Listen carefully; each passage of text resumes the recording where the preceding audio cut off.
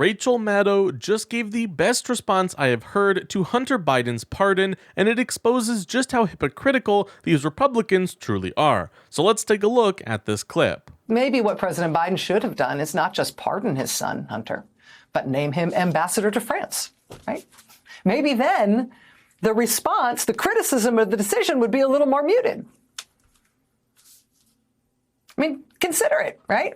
Donald Trump, the president-elect, used his pardon power to give pardons to his longest-serving political advisor, his campaign chairman, his campaign manager, his national security advisor. He gave pardons to seven different Republican congressmen convicted of dozens of felonies.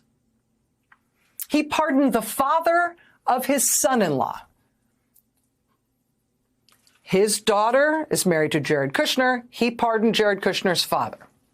This man tried to blackmail and intimidate a witness in a federal criminal case against him by hiring a prostitute to seduce the witness and lure him back to a hotel room where the guy had staged a hidden camera. He filmed the sexual encounter and then sent the tape to the wife of the witness to intimidate both the witness and the wife into not testifying against him. And that is an astonishing thing to do, an astonishing length to go to commit the crime of witness intimidation. It is a whole other level of insanity when you consider that the woman this guy sent the tape to was his own sister. Because it was his brother-in-law, his sister's husband, who was going to be the witness against him in this criminal investigation, along with potentially his sister herself. So this is what he did to his own sister in order to try to shut down the case, in order to try to shut down those witnesses. His name is Charles Kushner. His son Jared is married to Ivanka Trump.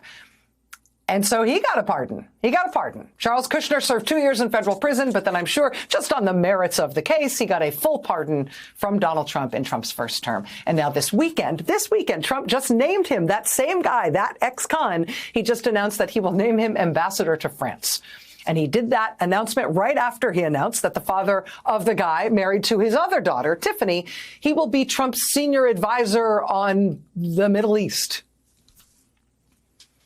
And so, yeah, cue all the hand-wringing and gnashing of teeth today about a president using his power, his pardon power, his powers as president, to do something for a family member. I mean, Trump pardoned a family member and then named him ambassador to France. A man who has no qualifications whatsoever to be America's ambassador to France. Trump pardoned the owner of the 49ers football team and has now nominated his son-in-law to be the head of the DEA. The guy is a local sheriff. He has no apparent qualifications to lead the Drug Enforcement Administration other than being a local sheriff and being related to a rich guy who Trump pardoned. The Surgeon General Trump just announced. She is a random doctor from the Fox News channel who has her own celebrity line of vitamins. She has no apparent qualifications for being Surgeon General at all, other than the fact that she's a doctor, and she's the sister-in-law of the guy who he just named to be National Security Advisor. So sure, obviously, why not? The guy he's just named to lead the Navy has zero experience with the U.S. Navy or with literally anything having to do with any part of the United States military. But the guy did hold a $12 million fundraiser for Trump at his multi-million-dollar home, which famously features a mirrored floor. So, you can see up people's skirts while they're standing in the living room at the fundraiser. You think I'm kidding? Look it up. Trump named someone who the U.S. government once felt the need to put on a terrorism watch list to be the new director of national intelligence. He named an accused child sex trafficker to be attorney general. He named an HHS secretary who says heroin helps him read better and Wi-Fi gives you leaky brain. And I'm just going to mention this one more time. He named his convicted felon relative to be our nation's ambassador in Paris. Maybe his French is excellent. I don't know. But yes, tell me more about how outraged we all are about President Biden's pardon for his son. Because that, somehow, that is the thing that looks bad. Trump himself responded to the pardon news by asking sarcastically whether the pardon includes all the convicted defendants from the violent attack on Congress waged by his supporters on January 6, 2021. If nothing else, that reaction from Trump serves to confirm and remind us all that Trump plans to use his pardon power to pardon all of those January 6 convicts, apparently as soon as he's sworn in. And so if this is our national moment to be tut-tutting about pardons, right, to be saying that the use of the pardon power might be a problem and might deserve, like, I don't know, 4 different simultaneous headlines on the front page of the New York Times right now tonight, then let's talk about this other one. Let's talk about a 33-year-old man who lives in Henry County, Georgia, just southeast of Atlanta. Well, he used to live there. He doesn't live there anymore. Now he lives in prison, where he is serving 4 years and 9 months in prison. And this is why.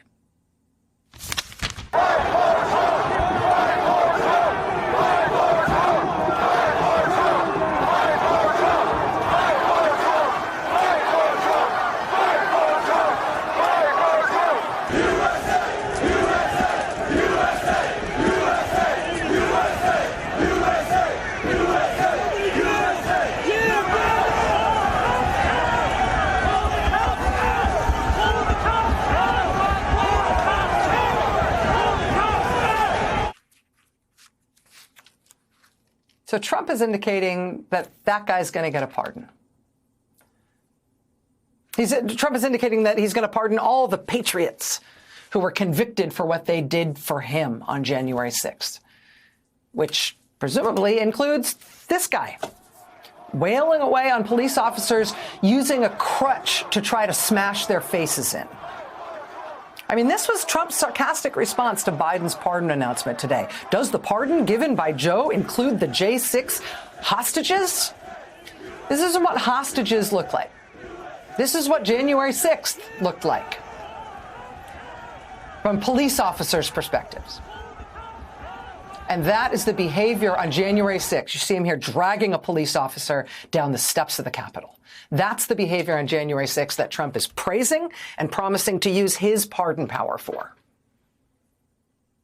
So yeah, tell me all about the scandal of the use of the pardon power. So yeah, I think Rachel Maddow just did a fantastic job explaining how all of these Republicans who are crying about Biden pardoning Hunter are just a bunch of lying hypocrites who don't have any leg to stand on.